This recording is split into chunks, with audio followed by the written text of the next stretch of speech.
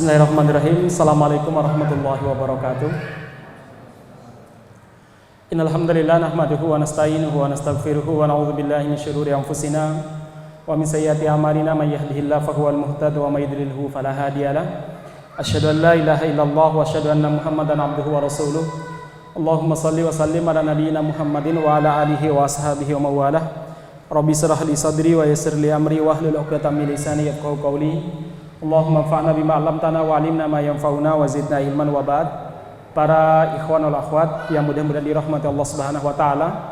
Alhamdulillah di kesempatan malam ini kita dimudahkan oleh Allah Subhanahu wa taala untuk duduk bersama dalam rangka tawasobil haqi tawasobil sabar, dan kita berdoa kepada Allah Subhanahu wa taala mudah-mudahan duduknya kita dicatat sebagai amal soleh di sisi Allah Subhanahu wa taala.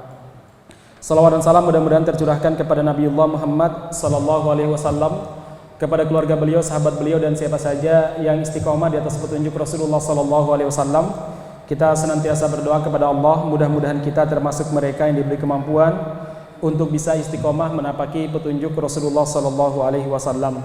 Saudara sekalian yang mudah-mudahan dirahmati Allah Subhanahu wa taala, ini merupakan malam perdana kita akan mengkaji dan menghidupkan majelis tadabbur Quran.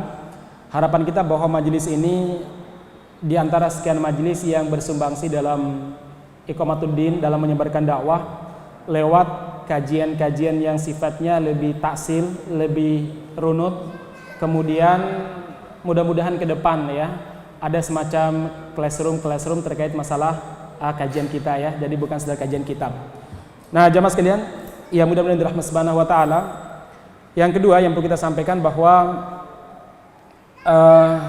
kita berharap keterlibatan antum dalam kajian ini dengan mengajak teman-teman antum untuk lebih mendalam mengkaji ayat-ayat Al-Qur'an, kemudian mengkaji sirah Rasulullah sallallahu alaihi wasallam.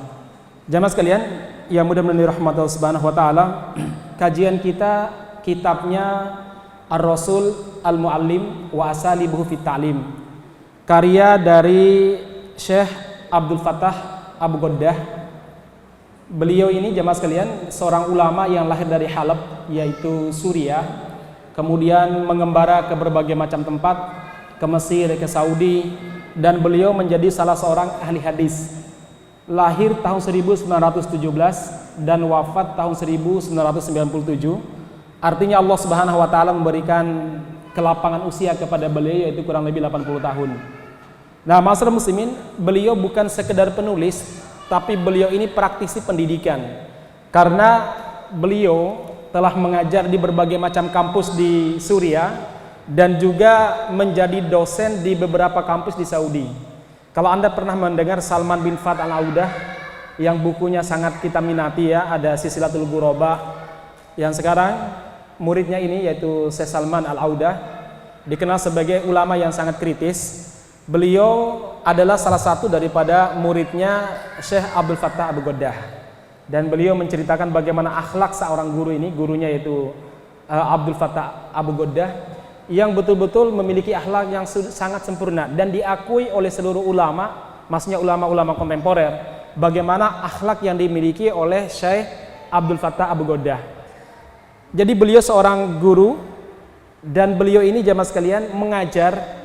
Beliau adalah ahli hadis, muhaddis, muhakkik. Jadi banyak sekali kitab-kitab yang beliau tahqiq, dan beliau dikenal sebagai orang yang ahli sirah juga.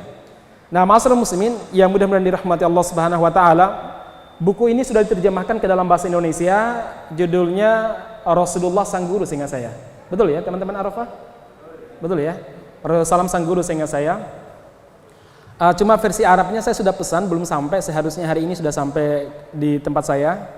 Saya pesan di Jogja, belum sampai sekarang ya. Nah, jamaah sekalian yang mudah-mudahan dirahmati Subhanahu wa taala, berikutnya Syekh Abdul Fattah Abu Ghaddah ini selain sebagai seorang ahli hadis, seorang muhakkik, mu'arrikh, ahli sejarah, beliau juga seorang guru. Jamaah sekalian, beliau sangat tertarik untuk menulis terkait masalah sejarah karena begini, dalam Al-Quran itu sepertiga daripada isi Al-Quran terkait masalah Al-Qisas, kisah, terutama kisah-kisah para nabi. Nah, jamaah sekalian, Salah satu buku beliau yang sangat, sehingga saya mungkin termasuk laris ya, Mahalnya Waktu atau apa ya, Waktu dalam Pandangan Para Ulama, Qimatul Zaman Indal Ulama. Itu ada buku beliau yang cukup laris sekali, dan sehingga saya diterjemahkan juga ke dalam bahasa Indonesia. Jamaah sekalian, itu sekilas penulis. Nanti kalau antum ingin baca-baca terkait masalah penulis, saya yakin di buku terjemahannya mungkin ada biografi sekilas tentang Syekh Abdul Fattah Abu Ghaddah. Ma'asyiral muslimin yang mudah-mudahan dirahmati Allah Subhanahu wa taala, kita masuk pada kitab yang berjudul Ar-Rasul Al-Muallim. Sebenarnya banyak sekali buku-buku yang serupa, ada Ar-Rasul Al-Muallim, juga ada tulisan karya beberapa para ulama. Kemudian Ar-Rasul Al-Muallim Al-Awwal, juga ada buku tersebut, tadi saya baca sekilas. Hanya saja kita menjatuhkan pilihan kepada buku Syekh Abdul Fattah Abu Ghaddah karena buku ini sangat lengkap. Kemudian beliau tidak terlalu bertele-tele dalam menjelaskannya.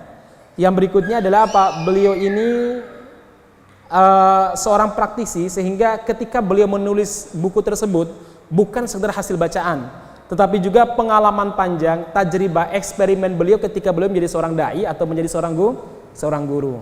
Nah, ma'asyiral muslimin yang mudah-mudahan dirahmati Allah Subhanahu wa taala. Yang kedua, ma'asyiral muslimin, kenapa kita pilih sirah ataupun sejarah Nabi Muhammad SAW, terutama fokusnya adalah bagaimana Rasulullah SAW menjadi seorang guru. Begini jamaah sekalian, kalau kita ingin memahami Al-Quran dengan baik, maka cara yang terbaik memahami Al-Quran adalah memahami sejarah Nabi Muhammad SAW. Kenapa? Karena Rasul ini seorang yang boleh kita bisa katakan tutorial bagi Al-Quran. Jadi kalau Anda bertanya bagaimana sih praktek daripada Al-Quran, ya lihatlah Rasulullah SAW. Kan begini, untuk memahami sebuah teori kita butuh namanya apa? Praktek. Kita butuh namanya tutorial. Sekarang banyak sekali tutorial ya, sampai tutorial bagaimana buat dalgona, membuat apa lagi ya, kopi apalah, banyak sekali tutorialnya jemaah sekalian.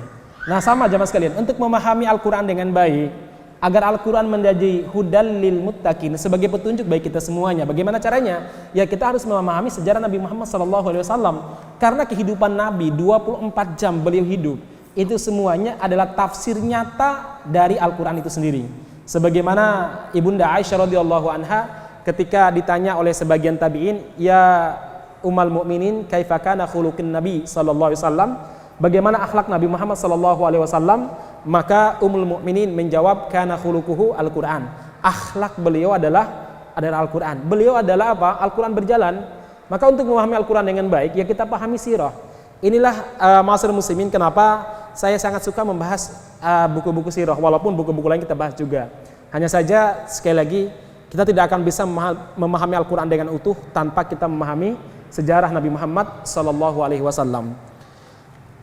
Kemudian jamaah sekalian, poin kedua yang ingin kita sampaikan, kenapa buku Ar-Rasul Al-Muallim? Jamaah sekalian, Rasulullah sallallahu alaihi wasallam merupakan teladan dalam segala bidang. Rasulullah sallallahu alaihi wasallam merupakan guru dalam semua bidang. Kalau kita ingin menjadi seorang bisnismen, maka banyak sekali kajian-kajian bagaimana Rasulullah sallallahu alaihi wasallam berhasil dalam dunia bisnis. Kalau kita ingin menjadi seorang panglima, Rasulullah SAW telah membuktikan bahwa pada umur beliau yang sudah cukup tua, kurang lebih 53 tahun, Rasulullah SAW memimpin perang sebanyak 27 kali. Dan selama 10 tahun Nabi Muhammad SAW mengutus ekspedisi perang itu kurang lebih 73 kali.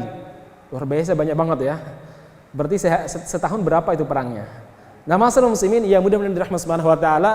Jadi kalau kita ini ingin melihat bagaimana sosok panglima yang luar biasa, mampu mengendalikan emosi, mampu mengendalikan pasukan, dan bisa memenangkan pertempuran walaupun secara jumlah dan secara perlengkapan jauh di bawah musuh, ya belajarlah kepada Rasulullah SAW. Makanya Jenderal Al-Khattab pernah menulis sebuah buku yang berjudul Ar-Rasul Al-Qaid, Rasulullah sang panglima. Jadi sekali lagi Rasulullah SAW ini merupakan sosok teladan dalam semua bidang. Kalau kita ingin menjadi seorang suami yang sukses dalam membina rumah tangga, maka Rasulullah SAW telah membuktikan dirinya berhasil membina keluarganya. Anda bayangkan, istri Nabi Muhammad SAW itu jumlahnya 11, itu yang tertulis. Nah, kalau Khadijah meninggal berarti tinggal 10. Khadijah meninggal duluan. Artinya dalam waktu kurang lebih dalam waktu yang bersamaan Nabi Muhammad SAW memiliki 10 istri dan beliau mampu manage mereka dengan baik. Bahkan Ummu Salamah radhiyallahu anha pernah cerita, kami walaupun jumlahnya 10, artinya harus nunggu 10 hari untuk bisa mendapatkan jatah. Itu artinya dalam sebulan istri-istri Nabi itu dapat berapa? Cuma 3 malam. Tetapi kami nggak pernah merasa kehilangan Nabi Muhammad SAW walaupun dalam 1 hari selama Nabi Muhammad di Madinah, kecuali kalau Nabi Muhammad keluar. Bahkan jamaah sekalian, kata Ummu Salamah, sehari Rasulullah SAW minimal mendoakan kami direct langsung, bukan doa lewat WA ataupun lewat telepon. Itu berapa kali? 2 kali. 2 kali dalam sehari beliau mendoakan istrinya dengan sangat khusus sekali.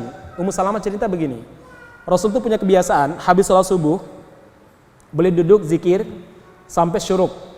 Beliau sholat syuruk lalu keluar menemui istrinya one by one. Datang dulu kepada Ummu Salamah, Assalamualaikum ya Ummu Salamah. Waalaikumsalam ya Rasulullah. Gimana kabarnya Ummu Salamah? Baik ya Rasulullah. Ngobrol-ngobrol. Masak nggak hari ini? Nggak ya Rasul, ini kan bukan jatah saya puasa. Gimana tadi malam mimpi apa? Kalau dia bermimpi nanti Rasul akan menafsirkannya. Kalau tidak dia akan cerita masalah-masalah yang lain. Setelah itu apa? Beliau pegang ubun-ubun istrinya, didoakan dengan suara yang keras. Nanti diamini oleh Ummu Salamah. Kalau doanya dengan suara pelan-pelan biasanya istri curiga. Ya, tapi kalau doa dengan suara keras kan mereka paham ini mutmain, doanya pasti. Ya, nanti diaminin. Dan ini merupakan sunnah yang tertinggal, as-sunnah al-matrukah. Itu apa? Mendoakan saudara kita atau mendoakan keluarga kita atau teman kita dengan suara yang keras di hadapan dia. Itu penting. Selama ini kita doanya dhahrul ghaib, kadang didoakan. Memang sih doa yang mustajab itu doa ala dhahrul ghaib, mendoakan saudara kita tanpa sepengetahuan saudara kita tersebut. Tetapi sunnah Nabi Muhammad yang sering beliau lakukan adalah apa? Mendoakan juga dengan suara yang keras di hadapan orang tersebut. Agar apa? Agar orang itu tahu bahwa dia peduli dengan saudaranya. Sehingga si fulan juga ikut mendoakan apa namanya? Mendoakan kita. Itu kebiasaan Nabi. Nanti habis doakan, misalkan ya Allah panjangkanlah umur Ummu Salamah, mudahkan semua urusannya, jauhkan dari berbagai macam penyakit ya Allah. Ya Allah, jagalah kesehatannya, semua selesai. Nanti pindah ke istri berikutnya, taruhlah Hafsah. Sama ngobrol 5-10 menit, kemudian berikutnya, nanti yang terakhir adalah di istri yang jatahnya hari itu. Itu pagi harinya, sore harinya sama. Habis zikir sore jamaah sekalian, beliau kunjungi istrinya sama. Subhanallah, saya kebayang luar biasa kesibukan Nabi, tapi masih bisa mendoakan keluarganya minimal berapa tadi? 2 kali dalam sehari. Saya yakin bapak-bapak yang hadir di sini itu belum tentu mendoakan istrinya sekali sehari. Kalaupun doakan mungkin Rabbana atina fid dunya hasanah ya.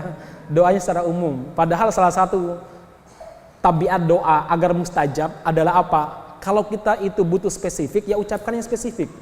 Jangan kemudian doanya umum. Doa umum itu boleh, tapi juga perlu kita menyebutkan yang spesifik tadi. Nah, ma'asyiral muslimin, jadi kalau kita berbicara bagaimana kita mengatur keluarga, maka marilah kita ikuti Rasulullah SAW. Maka harapan saya nanti kalau sudah selesai kitab Ar-Rasul Mu'allim, kita lanjutkan pada buku lagi terkait bagaimana akhlak Nabi, bagaimana Nabi berinteraksi dengan orang-orang di sekitarnya. Ini bukunya ya. Saya biasanya ini ngaji setiap Jumat ba'da maghrib di Masjid Nurul Huda Manahan, Gremet, belakang SMA Kalam Kudus ingat saya itu ya, di perumahan itu. Nah, ma'asyiral muslimin yang benar-benar dirahmati Subhanahu wa taala, kalau kita ingin berhasil dalam masalah apapun, Rasulullah SAW telah mencontohkannya. Negarawan, ma'asyiral muslimin, tidak ada negarawan yang lebih baik dan lebih berhasil dibandingkan Rasulullah SAW. Anda membayangkan hanya dalam waktu 13 tahun, itu waktu yang sangat sempit. 13 tahun, dimulai dari seorang diri. Nabi Muhammad SAW berhasil mendirikan sebuah negara yang sangat kuat sekali. 13 tahun tok. Selama 13 tahun beliau berdakwah di Makkah. Begitu pindah di Madinah jamaah sekalian, semua perangkat sebagai sebuah negara itu telah disiapkan oleh Nabi Muhammad SAW dari jarak jauh. Padahal beliau masih di Makkah, beliau menyiapkan semua perangkat dan pondasi negara itu dari jarak jauh mulai dari membaiat Bai'ah Aqabah pertama, Bai'ah Aqabah kedua, mengutus Mus'ab bin Umair, Abdullah bin Maktum dan lain sebagainya, mempersiapkan Madinah sebagai sebuah negara dan basis perjuangan umat Islam itu luar biasa. Hanya dalam waktu berapa? 13 tahun ma'asyiral muslimin. Negarawannya luar biasa. Dan semakin hari negaranya semakin luas. Mulai dari Madinah, kemudian meluas tahun 8 Hijriah, Makkah pun bisa ditaklukkan. Meluas, Taif pun bisa ditaklukkan. Sampai daerah Najd itu dikuasai oleh Rasulullah Shallallahu Alaihi Wasallam. Jadi ma'asyiral muslimin, jadi kalau kita ingin mencontoh apa Rasul itu ada, maka saya sering menyampaikan begini. Kita sebagai seorang muslim, kalau ingin bahagia dan kalau ingin berhasil, kita cukup memiliki satu alasan. Apa itu? Jadilah seorang muslim yang benar. Karena muslim yang benar itu syarat untuk menjadi bahagia. Apa masalahnya? Salah satunya apa?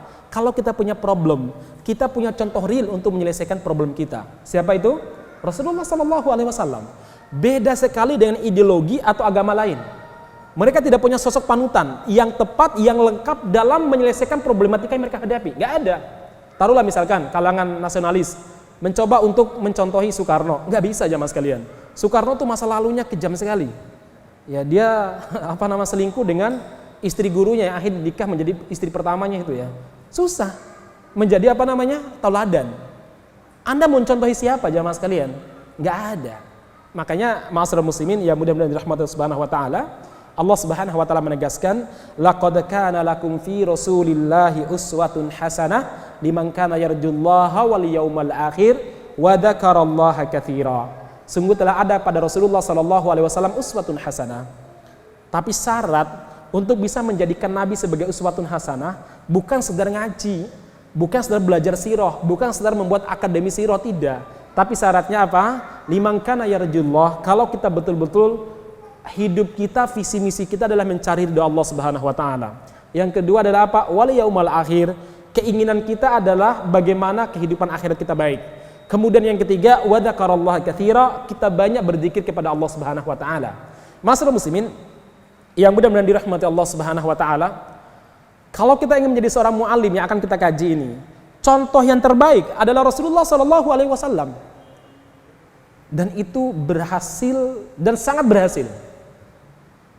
Anda coba lihat bagaimana Nabi Muhammad SAW mentarbiyah para sahabat dari berbagai macam kalangan dengan berbagai macam karakter yang mereka miliki, mampu ditarbiyah dengan baik oleh Rasulullah SAW. Di kemudian hari mereka menjadi pondasi ataupun penopang utama dakwah Nabi Muhammad SAW.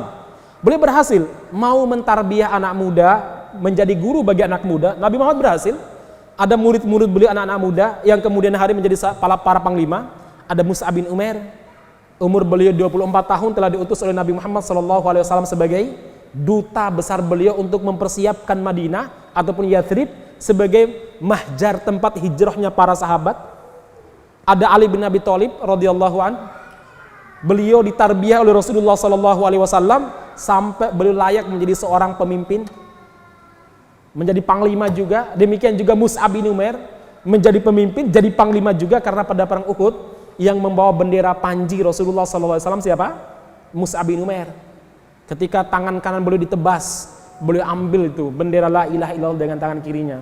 Ketika tangan kiri beliau ditebas, beliau dekap dengan kedua lengan yang masih tersisa sampai beberapa tombak dan panah mengenai badan beliau. Akhirnya Mus'ab bin Umair wafat. Ali bin Abi Thalib juga pernah menjadi seorang panglima beberapa kali bahkan. Hasil tarbiyah Rasulullah SAW. Pernah jamaah sekalian, ketika Rasulullah SAW mau memberangkatkan pasukan, apa kata Rasul? Saya akan memberikan royah, yaitu bendera perang ini kepada seorang yang dicintai oleh Allah, dicintai oleh Rasulnya, dan dia mencintai Allah dan Rasulnya. Ini yang cerita Umar bin Khattab. Apa kata Umar? Semenjak saya masuk Islam, saya belum pernah berharap menjadi pemimpin dan ditunjuk kecuali hari itu. Kenapa? Bayangkan Nabi Muhammad mengatakan bendera ini akan saya berikan kepada orang yang dicintai oleh Allah dan dicintai oleh Rasulnya, dan dia sangat cinta kepada Allah dan sangat cinta kepada Rasulnya. Masya Allah jemaah sekalian. Kalau Allah sudah mencintai, Rasul sudah mencintai, apalagi balasannya kecuali surga. Harapannya akan terkabulkan kalau dia berdoa.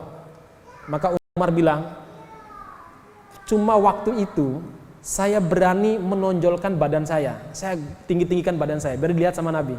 Tapi Nabi lewat tok ini ya. Pas Nabi balik, saya tinggi-tinggikan lagi badan saya. Ya nggak ditunjuk-tunjuk, kata Umar ya. Justru Rasul bertanya gimana? Aina Ali? Mana Ali? Oh, Umar mengatakan, Ali ternyata bukan saya, kata Umar ya. Kata para sahabat, ya Rasulullah, Ali sakit mata. Bawa dia antar dia ke sini. Akhirnya para sahabat membawa Ali dibimbing gitu karena Ali dalam keadaan sakit mata yang luar biasa.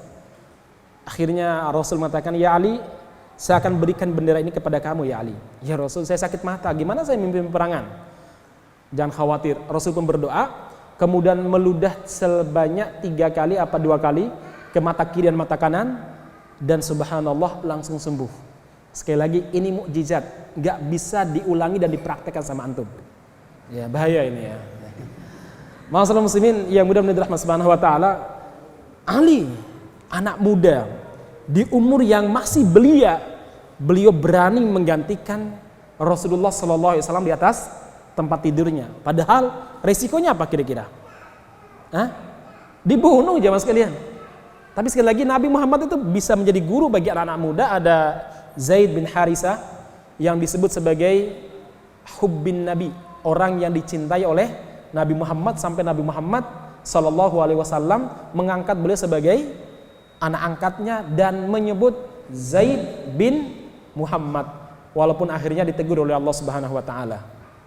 Ada anak muda jamaah sekalian. Beliau juga guru bagi orang-orang tua. Ada banyak orang tua datang kepada beliau dan beliau luar biasanya mampu berkomunikasi dengan berbagai macam kalangan ini dengan bahasa mereka. Hadithun nasi ala qadri akulihim. Beliau betul-betul mempraktekkan kaidah ini, berbicara, ngobrol dengan setiap orang sesuai dengan apa? Kadar pengetahuan mereka. Ada seorang badui datang menemui Nabi. Dia melihat Mu'adz bin Jabal ngimami sholat kayak Mas Salim tadi, tapi kayaknya lebih bagus suaranya Mu'adz daripada suara Mas Salim, walaupun beliau lebih bagus daripada suara saya gitu ya. Nah, jemaah sekalian, dia melihat Mu'adz ini lagi ngimami sholat. Dia heran, kok sholat ada bacaannya ya? Dia pun menemui Rasul dan dia mengatakan, ya Rasulullah, la a'qilu dan danata Mu'adz. Mu'adz itu gremeng ketika sholat. Maksud tahu gremeng ya? Bergumam ya. Kayak gitulah. Lantas Rasul bilang, lah kalau kamu sholat kamu baca apa? Enggak baca apa-apa. Dia bilang gitu ya. Saya baca paling doa minta surga, dijauhkan dari neraka, dimudahkan semua urusan saya. Itu aja ya Rasul. Rasul paham. Beliau pun berbicara dengan kadar pikiran mereka. Ini orang baru sampai dai di daerahnya, baru diajarkan bagaimana sholat, belum diajarkan bagaimana bacaan sholat.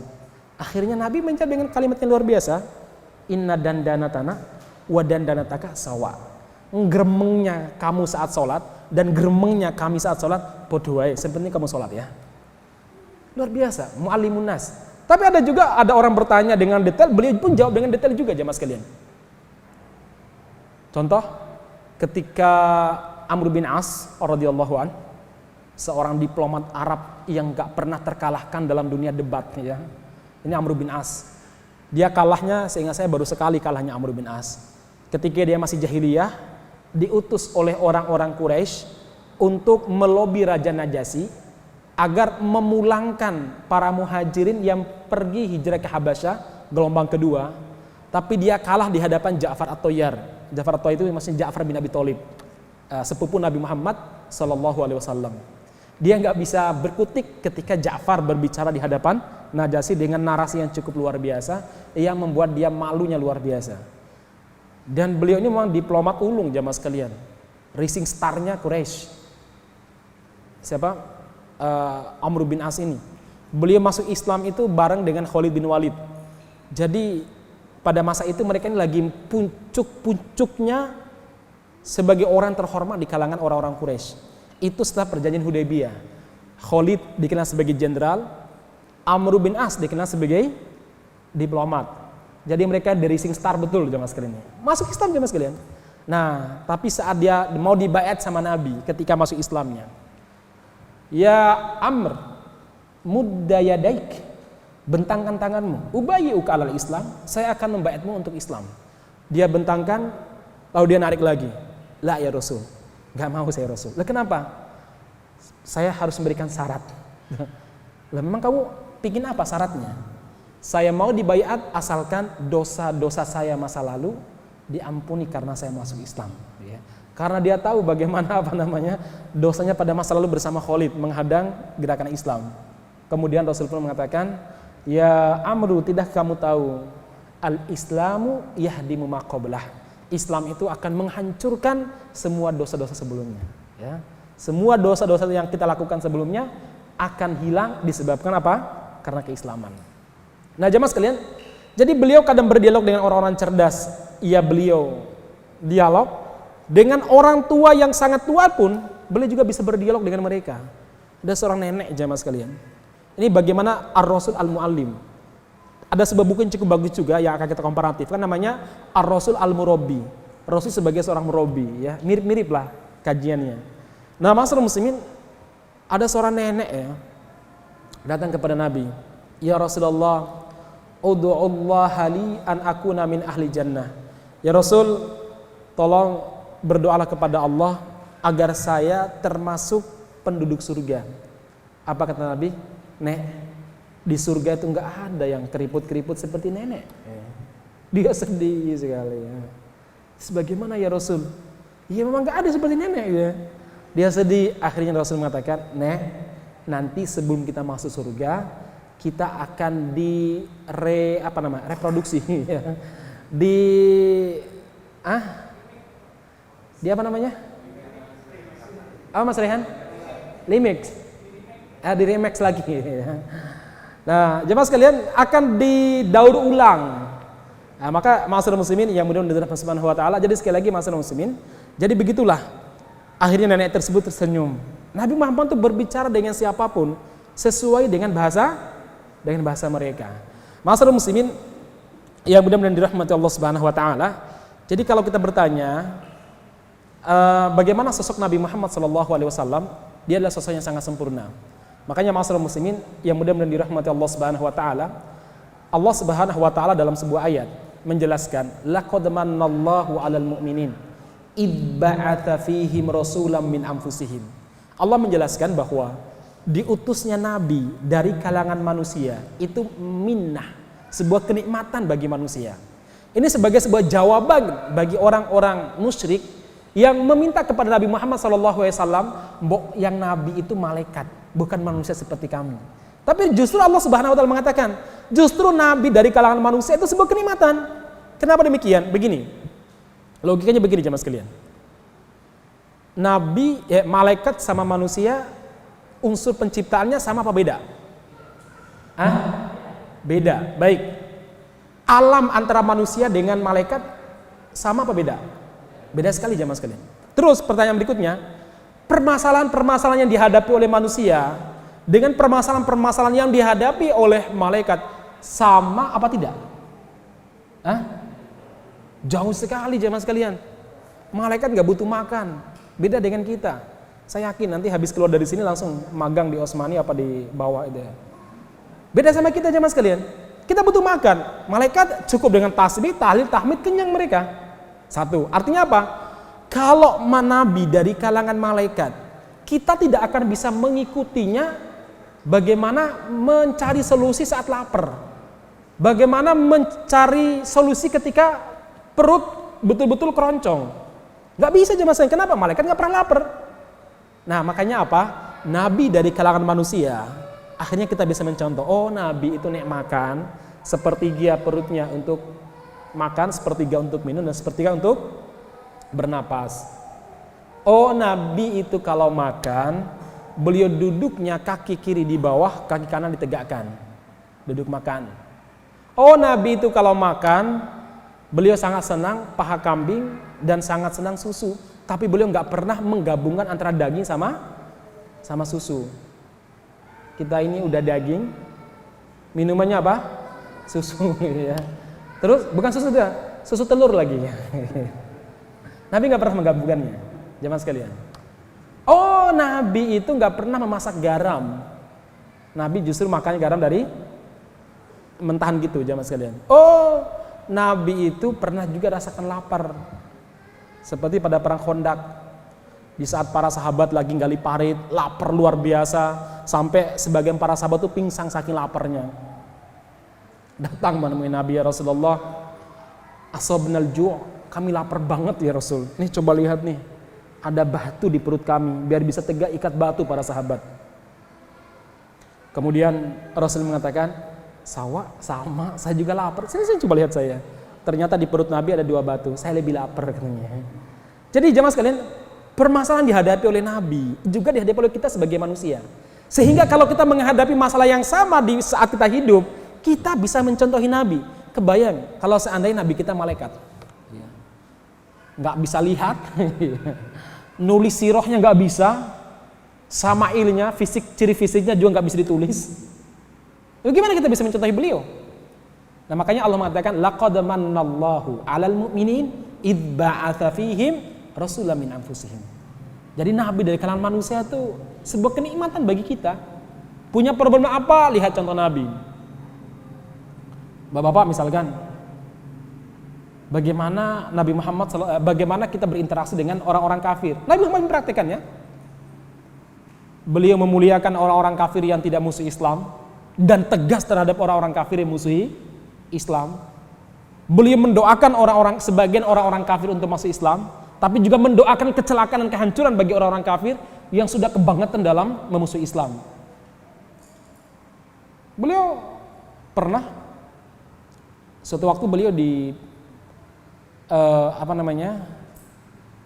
ketemu dengan salah seorang namanya Dimat Al-Azdi. Dimat ini tabib, ahli ruqyah. Cuma ruqyahnya pakai mantra-mantra jahiliyah. Ketika beliau masuk kota Makkah, tokoh-tokoh musyrik datang menemuinya dan mengatakan, ya Dimat, inna bi Makkah la rajulun nusamihi Muhammadan. Di Makkah ini ada seorang yang namanya Muhammad, kami panggil dia Muhammad. Innahu syairun, dia syair, penyair. Sahir, penyihir. Majnun, orang gila. Hati-hati kalau berjumpa dengan dia. Oh, satu lagi Dimat. Innahu atahu syaitonuhu. Dia sering kedatangan setannya, dirasuki setannya, maksudnya Jibril maksudnya. Kalau kamu melihat Muhammad, tutup telinga kamu dengan kapas. Jangan dengarkan Muhammad. Yang namanya orang kalau dilarang semakin penasaran. Maka seharusnya jangan merokok. Tapi tulisnya apa? Merokok itu adalah A, B, C, D gitu. Kalau jangan mah orang seneng gitu. Malah ingin coba-coba. Orang kalau dilarang semakin penasaran. Akhirnya Dimat mengatakan, la'ali altaqi bihi fa'urqiyahu. Mudah-mudahan saya bisa berjumpa dengan Muhammad, saya pun bisa meruqyah Muhammad. Akhirnya Allah menghendaki untuk mempertemukan dengan Nabi Muhammad. Ya jumpa gitu, say hello gitu. Saat itu Nabi Muhammad memberikan salam. Sepertinya belum ada larangan untuk menyampaikan salam kepada orang kafir.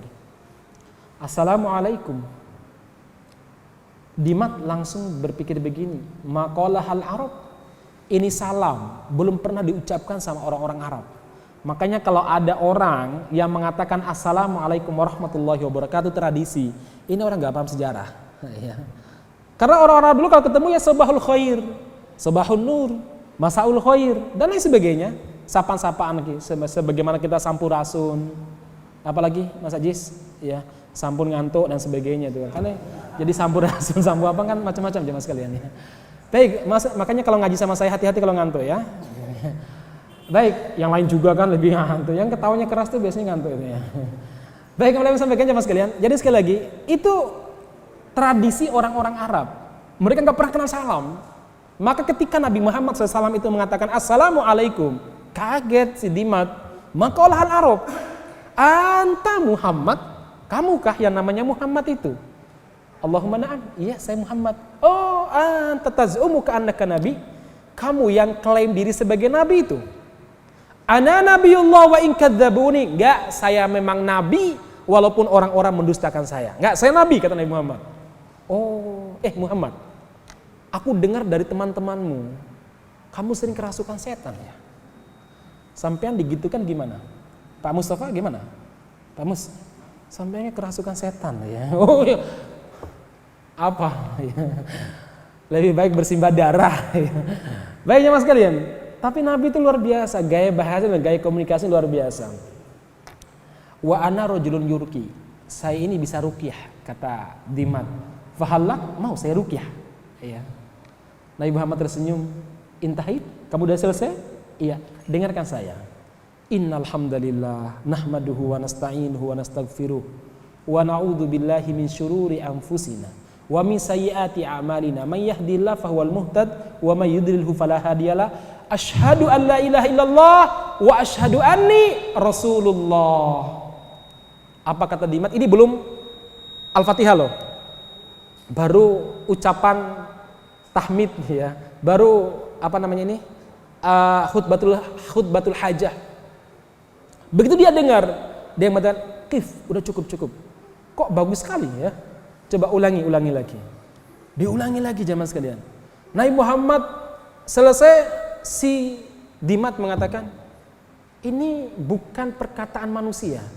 Innaha lawahyun minas sama." Ini wahyu dari langit. Coba ulangi lagi. Saya dengerin. Diulangi lagi oleh Nabi Muhammad SAW. Kalau kita yang tidak paham bahasa Arab atau tahu bahasa tapi nggak paham sastra Arab, kalimat ini nggak begitu bersastra bagi kita. Justru kalau itu diucapkan oleh khotib Jumat ngantuk mungkin ya. Iya kan, ngaku aja. Kaget ketika komat. Nah, masyarakat muslimin yang mudah-mudahan dirahmati Subhanahu wa taala. Jadi sekali lagi dia bisa menikmati karena dia ahli sastra, ahli syair. Apa kata Dimat? Ana alamul Arab bisyair. Saya orang Arab yang paling paham syair. Tapi ini bukan syair. Saya orang Arab yang paling paham mantra. Ini bukan mantra. Asyhadu an la ilaha illallah wa asyhadu annaka rasulullah. Masyarakat muslimin. Coba bagaimana Nabi Muhammad SAW berinteraksi dengan siapapun. Ya. Sopan, lembut, dan beliau berhasil menggait orang-orang yang berjumpa dengan beliau. Sampai disebutkan Nabi Muhammad tuh kalau berbicara itu para sahabat seperti ada burung di atas kepalanya. Seakan-akan mereka nggak berkutik. Apa namanya? Penyampaian beliau itu luar biasa. Kalau bahasa sekarang beliau itu betul-betul good looking ya. Bukan god looking seperti si Fahru ya. Tapi betul-betul good looking Nabi Muhammad itu. Menarik sekali tampilannya mas kalian. Orang tuh duduk bersama dengan beliau itu merasa nyaman. Bahkan merasa sangat diistimewakan oleh Nabi Muhammad SAW. Makanya masyarakat muslimin, jadi sekali lagi kita ingin mencontohi apapun dalam diri Nabi itu ada. Berkomunikasi luar biasa. Ketika kita punya masalah terkait masalah apa namanya, taruhlah masalah sakit, Nabi Muhammad juga karena manusia pernah sakit. Akhirnya apa? Kita bisa mencontohi beliau bagaimana sikap saat sakit dan bagaimana cara mengobatinya. Coba kebayang kalau seandainya Nabi kita dari kalangan malaikat, nggak pernah minum madu, ya kan ya, nggak pernah minum habas sauda, nggak pernah minum teh, nggak pernah. Gimana caranya kita mencontohinya? Maka masyarakat muslimin, permintaan orang-orang musyrik agar yang diutus di tengah mereka adalah malaikat sebagai nabi, itu permintaan yang betul-betul nggak logis. Permintaan yang betul-betul nggak logis. Mungkin saat itu kemaslahatan bagi mereka, tapi umat-umat setelahnya tidak maslahat kalau seandainya diutus kalangan malaikat.